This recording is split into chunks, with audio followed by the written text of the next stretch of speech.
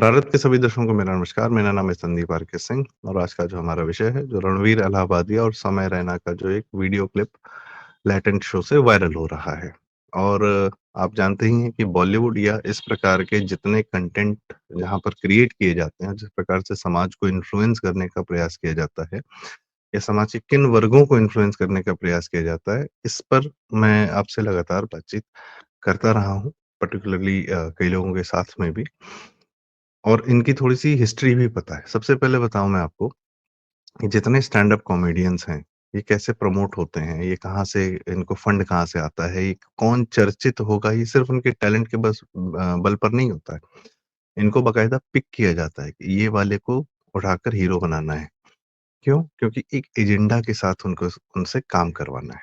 करवाने वाला कौन है? सबसे पहले इसकी शुरुआत की थी विजय नायर नाम के आदमी ने, ओनली मच लाउडर नाम की कंपनी खोल के। 2007 की 2006-7 की कंपनी है। विजय नायर वही ना आदमी है जो केजरीवाल का दायाँ हाथ है लिकर स्कैम में और जेल में भी है और शायद सरकारी गवाह बना या नहीं बना अभी पता नहीं।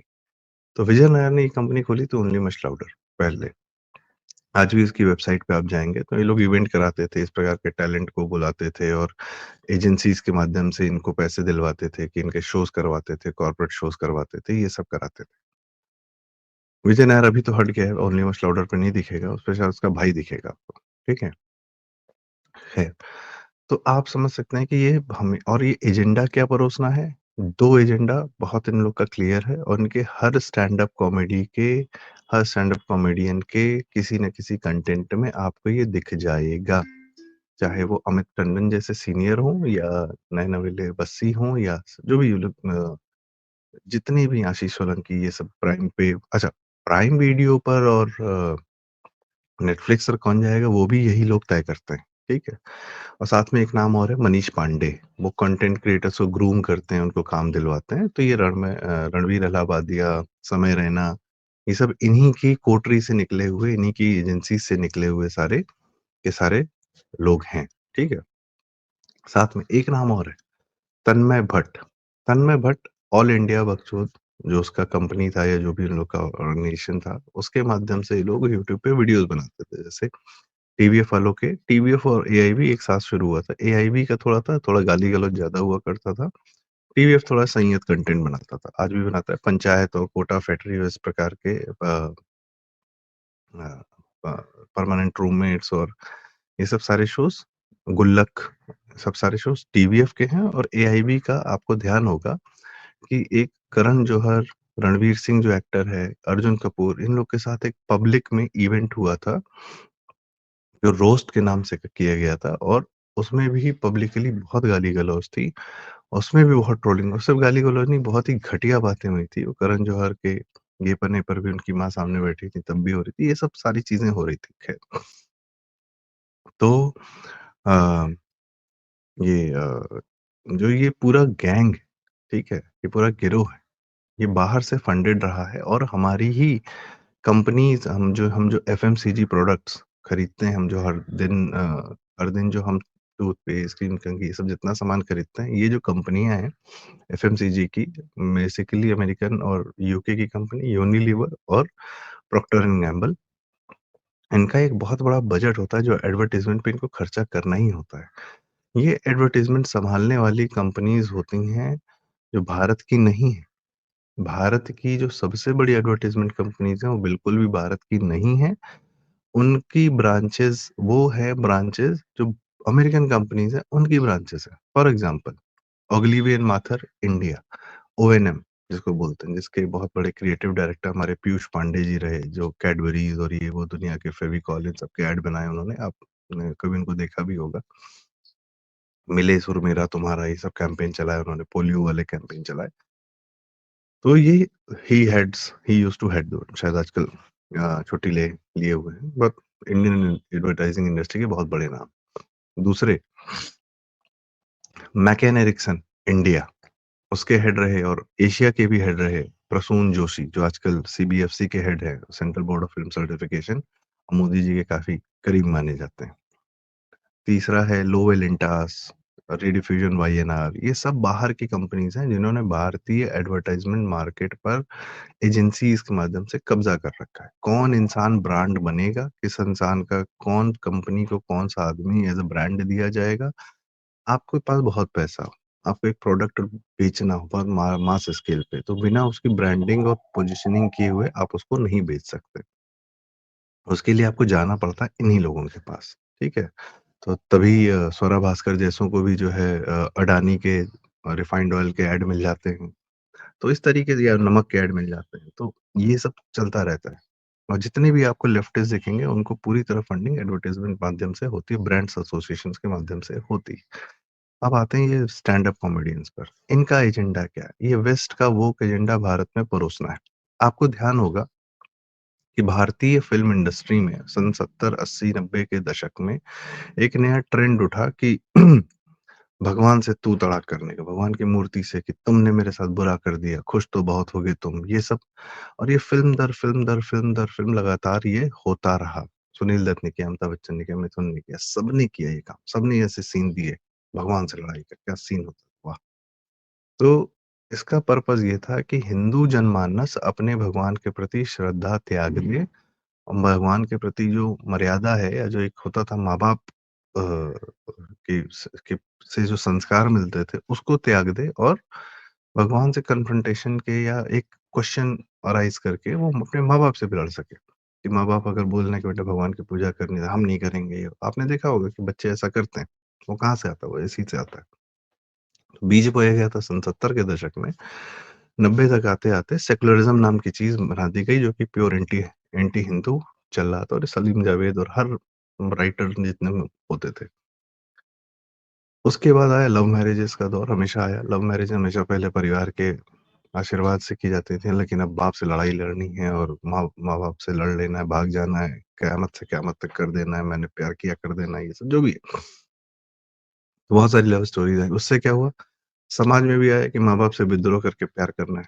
ये एकदम रूटीन हो गया, फैशन हो गया कि अब तो ये हो गया चलो माँ-बाप ने भी अडॉप्ट कर लिया कि चलो ठीक है यार, लव कम अरेंज मैरेज ही करा दिया।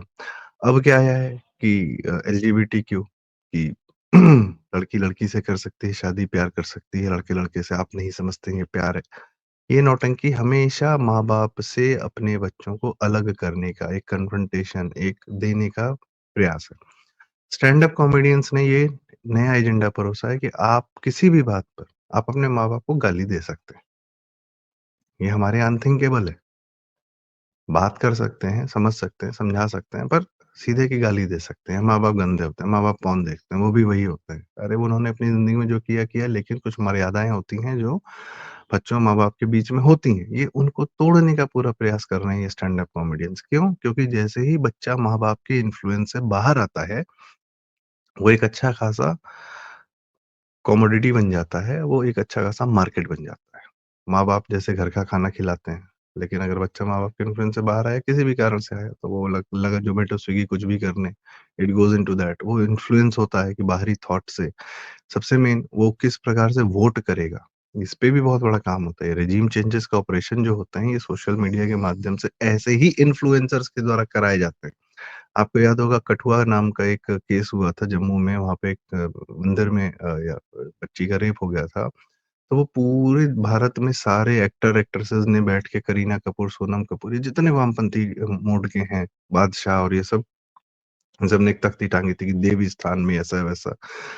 कितनी बार मौलवियों ने रेप किया, उसका कोई शब्द नहीं, कुछ नहीं। और ये लोग इन पे इनको कोई अधिकार भी नहीं है। बॉलीवुड में खुद कितना शोषण करते हैं लोगों का और ये जो है दुनिया को ज्ञान देने निकलते हैं। ख़ैर ये भी एडवर्टाइज़मेंट इंडस्ट्री से फंडेड होते हैं कि फ़िल्में नहीं चलती हैं। फ़िल्में फ्लॉप होती रहती हैं लेकिन ये हिट रहते हैं क्योंकि ब्रांड एसोसिएशन से सब चलता रहता है। सीए एनआरसी के केस में ये वरुण ग्रोवर जैसे लोग ने कविताएँ लिखी कि हम कागज़ नहीं दिखाएँगे, स्वरा भास्कर ट्वीट कर रही थी सड़कों पर आओ।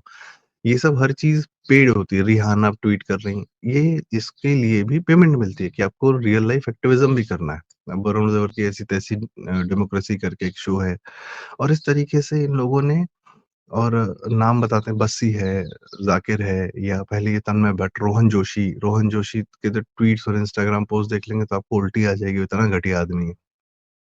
गुरसिमरन खंबा और आपके अभी बहुत रिसेंट आशीष सोलंकी, अब प्राइम पे जितने आते हैं, गुरलीन जो नए नई जमात पैदा की, अदिति मित्तल और ये सब, आपको इनसे क्रैश के अलावा और कुछ सुनने को नहीं मिलेगा। और ये आपका विश्वा कल्याण राठौर, केनी और इस तरीके के तमाम स्टैंड अप कॉमेडियंस हैं। तो एक 2 चीज़ें हैं इनमें, एक पेरेंट्स के प्रति आपका विश्वास भाव कम हो जाए, आप उनको गाली दे सकते हैं, आपके पेरेंट भी नॉर्मल हैं, आप उनको दोस्त के तरीके से लीजिए और उनको कुछ भी बोल दीजिए। ये दूसरा, वीड या ड्रग्स के बारे में बहुत बात करना, ये उपमन्यु वगैरह ये सब करते हैं। आप जिस चीज़ के बारे में नहीं बात करेंगे, जनता को वो बात नहीं पता चलेगी। पर आप ये कहेंगे कि नहीं इसके खराब इफ़ेक्ट, कोई खराब नहीं बोल रहा। वो कॉमेडी में बताते हैं कि मार लिया, मज़ा आ गया, ऐसा हो गया, वैसा हो गया, इस तरीके से ही लोग और बहुत सटल होके ये बातें जनता में देते हैं। और आज की डेट में मैं देख रहा हूँ बहुत सारे लोग हैं, जिनके लिए वीड कॉमन हो गया है। वो वीड प्रोक्योर करते हैं, अपना वीड लेते हैं, करते हैं। ये उस जनता को कैसे पता चल रहा है, कहाँ से कि ये एक चीज़ है जो की जा सकती है, जो इल्लीगल है लेकिन की जा सकती है, की जानी चाहिए। ये प्रमोशन चल रहा है पूरी तरीके से समाज को खराब करने का, ताकि अल्टीमेटली हम उनको इन्फ्लुएंस कर सकें। जो हिंदू संस्कार चले आ रहे हैं उससे हटा सकें और western companies, western thoughts, western cap जो जो भी थॉट प्रोसेस है, हॉलीवुड एजेंडा है। तो आप शादियों में देखिए, जो प्री वेडिंग शूट के नाम पे नंगा नाच हो रहा है, बहुत अभद्र लगता है। वो विवाह का कार्यक्रम नहीं लगता है। पंडित से बदतमीज़ी करना, पंडित जी को या फेरों की प्रक्रिया को वो बहुत क्या फ़ॉर्मेलिटी है, हटाओ खत्म करो और जो वरमाला की जो ग्रैंड ओपनिंग है, वो सब ज़्यादा डोमिनेंस में है, कंपैरेटिव टू जो एक्चुअल विवाह संस्कार है हमारे। उसके बाद ख़ैर जो कपड़े हैं, जो चीज़ें हैं, फिर बॉलीवुड ने एक नया ट्रेंड चालू कर दिया है कि प्रेग्नेंसी शूट्स हो रही हैं। तो प्रेग्नेंट महिलाएँ सोनम कपूर, करीना कपूर, अब वो क्या नाम है, राधिका आप्टे, ये लोग बैठ के जो है अपना हॉलीवुड के डेमी मूर और उन लोगों के कांसेप्ट पे आके उनको पैसे लेकर अपनी प्रेगनेंसी के समय में फ़ोटो खिंचा रही। अब ये आम समाज भी करने लगा है और फ़ोटो खिंचा के करना क्या है? पब्लिक में डालना है। ये चल रहा है।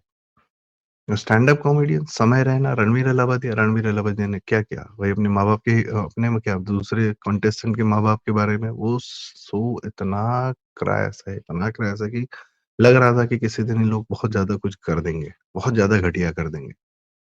बहुत समाज के बेवकूफ़ से बेवकूफ़ लोगों को बिठाकर वो कपिल शर्मा के शो में नहीं आता बेवकूफ़ सी ऑडियंसेस। मैं किसी को बेवकूफ़ या वैसे इंडिविजुअली नहीं कह रहा, पर जिस प्रकार के क लोग इकट्ठा करके बनाना चाहते हैं, वो एक समस्या है। वो समाज के सामने परोसना चाहते हैं, उनको हीरो बनाना चाहते हैं। और कॉमेडी के नाम पे अच्छे लोगों को इन्होंने किल किया है। नितिन रिवाल्डो जैसा एक जीनियस कॉमेडियन 2012, 13, 14 में विपुल गोयल इन लोग के सीनियर रहे वो। इन लोग को सिखाया-विखाया सारी चीज़ें की और उसके बाद उनको किल कर दिया। उनके यूट्यूब के वीडियोज़ हटा दिए। इसमें यूट्यूब का बहुत बड़ा योगदान है। YouTube as a company, YouTube as a resource उसने इस प्रकार के लोगों को बहुत ज़्यादा प्रमोट किया है। आप एक नया फ़ोन खरीदें और आप देखिए कि उसमें आप कुछ सर्च मत करिए, आप अपने आप देखते रहिए कि यूट्यूब प्री इंस्टॉल्ड आता है, उसमें किस प्रकार के कंटेंट को वो परोस रहा है। वो इसी प्रकार के कंटेंट इन्हीं लोगों को प्रमोट करता है, इसीलिए अचानक से इनके व्यूज़ बहुत ज़्यादा हाई होते हैं। न्यूज़ ज़ोन में जो है ये अजीत अंजुम, पुण्य प्रसून वाजपेयी, रवीश कुमार को प्रमोट करेगा। यूपीएससी वाले सेक्शन में विकास दिव्य कीर्ति और इस प्रकार के अवध ओझा जैसे लोगों को प्रमोट करेगा। प्रशांत है करके एक फर्जी बाबा, उसको प्रमोट करेगा। लल्लन टॉप को प्रमोट करेगा। तो और ढंग के लोगों को जो अपनी इस तरफ भारतीयता से परिपूर्ण कोई कंटेंट बनाते हैं, उनको प्रमोट नहीं करता है, वो कम ही करता है। इस तरफ का कंटेंट इतना स्ट्रॉन्ग है कि कई बार उसको करना पड़ता है। ये वर्कशॉप्स कराता है यूट्यूब, अमेरिका में कराता है, इंडिया में कराता है, बॉम्बे में और ये इसी प्रकार के एंटी इंडियन लोगों, देशभक्त होकर के अभिषेक बनर्जी और इस तरीके के लोगों से ही वर्कशॉप्स करवाता है। यूट्यूब ने सदैव जैसे अमेरिकन फंडेड केजरीवाल भारत में आया, सोशलिज़्म फैलाने के लिए, वैसे यूट्यूब के माध्यम से अमेरिकन कंपनीज़ को एक कंट्रोल करने का जो एक है कि हमको किसी तरीके से नैरेटिव को कंट्रोल करना है और वो एक ही तरफ का नैरेटिव जाए, तो ये इनका पूरा एजेंडा रहता है और इसमें यूट्यूब का अपना स्टूडियो है मुंबई में। वहाँ पर ये इन लोगों को पूरी तरह सहूलियतें मिलती हैं। ऐसा नहीं कि इनके पास पीछे से पैसा है, ये कंटेंट में बहुत मेहनत कर रहे थे या कुछ कर रहे थे, अचानक से हिट हो गए।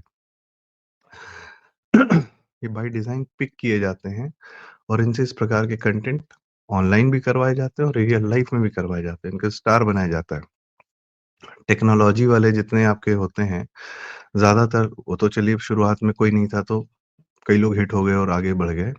पर आप देखेंगे कि जो वर्ल्ड ओवर भी टेक्नोलॉजी के रिव्यूअर्स हैं, मोबाइल के रिव्यूअर्स हैं, mister who is the boss है और बहुत सारे हैं, मार्कस करके है, यहाँ पर भी, वो चाइनीज़ आइटम्स को हमेशा बेहतर बताएँगे और कोरियन कंपनी सैमसंग या किसी भी और कंपनी को के प्रोडक्ट को बहुत कमतर करके बताते हैं, प्रॉब्लम्स आते हैं। ये है कि चाइनीज़ कंपनीज़ के जो भी सामान आ रहे हैं, वो बहुत बढ़िया हैं।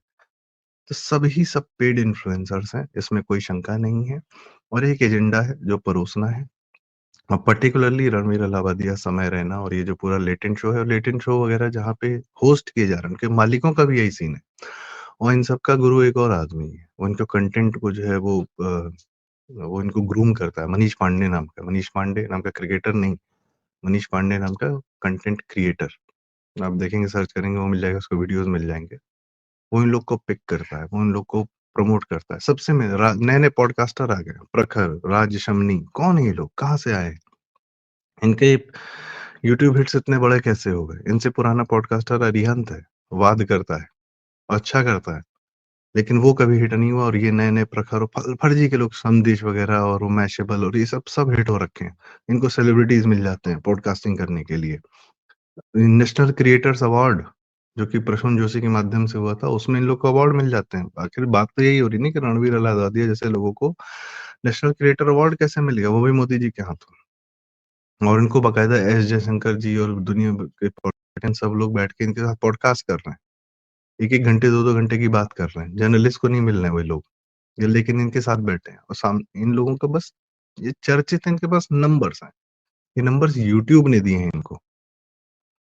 तो इस तरीके से ये प्रमोट करते हैं और अब बात ये हो रही है कि क्या ये हमारे कंटेंट के आइकन्स हैं? ये हमारे इन्फ्लुएंसर्स होंगे इस तरीके के जो घटिया बातें कर रहे हैं? तो इनसे बचना है और इनकी एक्चुअली असलियत जाननी है क्योंकि हमारे आपके बच्चे कहाँ मोबाइल पे क्या देख रहे हैं और लगता है कॉमेडी ही देख रहे हैं, पर वो कितनी सटल तरीके से क्या घटिया बातें या क्या जो अमर्यादित चीज़ें, अधार्मिक चीज़ें परोसी जा रही हैं और मानसिकता वैसी बनाई जा रही है और ये काम बॉलीवुड बहुत पहले बहुत कायदे से कर चुका है, फ़िल्मों के माध्यम से। अब फ़िल्मों पर इनका कब्ज़ा नहीं रहा, फ़िल्में धड़ाम-धड़ाम फ्लॉप हो रही हैं। शाहरुख खान, आमिर खान अब को अपने बच्चों को नेटफ्लिक्स पे लॉन्च करना पड़ रहा है। हैसियत नहीं है कि नॉर्मल सिनेमा हॉल में रिलीज़ कर दें फ़िल्म और बच्चा हिट हो जाए, ऋतिक रोशन जैसा, वैसा अब सीन ही नहीं है। नेटफ्लिक्स पे ही सीधे लॉन्च कर रहे हैं, पता है कि थिएटर में तो बोल जाएँगे बच्चे हमारे। तो वो पावर बॉलीवुड की अब खत्म हो गई इन्फ्लुएंस करने की, लेकिन इन्फ्लुएंस करने की क्षमता कहाँ है? इंटरनेट पे, यूट्यूब पे पर्टिकुलरली, प्राइम वीडियो पर, नेटफ्लिक्स पर और आप वहाँ देखिए क्या परोसा जा रहा है। तो नॉर्मल लग सकता है पर ये नॉर्मल नहीं है और ये इसका बहुत बड़ा जो सोर्स है वो एडवर्टाइजिंग एजेंसीज़ के माध्यम से आता है। क्या समाधान है? समाधान पर आगे बात करेंगे। आज कम से कम समस्या और इस घटना के माध्यम से इनकी डिटेलिंग पर बात की। आपको ये जानकारियाँ या कंटेंट या ये बात कैसी लगी हो, उसके लिए आप कमेंट्स में अपनी राय ज़रूर ज़ाहिर करें और अगर आप बात सही लगी हो तो वीडियो लाइक करें, शेयर करें। आपके माध्यम से बात दूर तक जाती है, जितनी भी दूर तक जा सकती है। हमारा भी कोशिश है कि हम कुछ और भी तरीके से नए प्लेटफ़ॉर्म्स भी विकसित करें, देखते हैं क्या कर सकते हैं और चैनल ज़रूर सब्सक्राइब करें। प्रारब्ध बहुत-बहुत धन्यवाद। नमस्कार।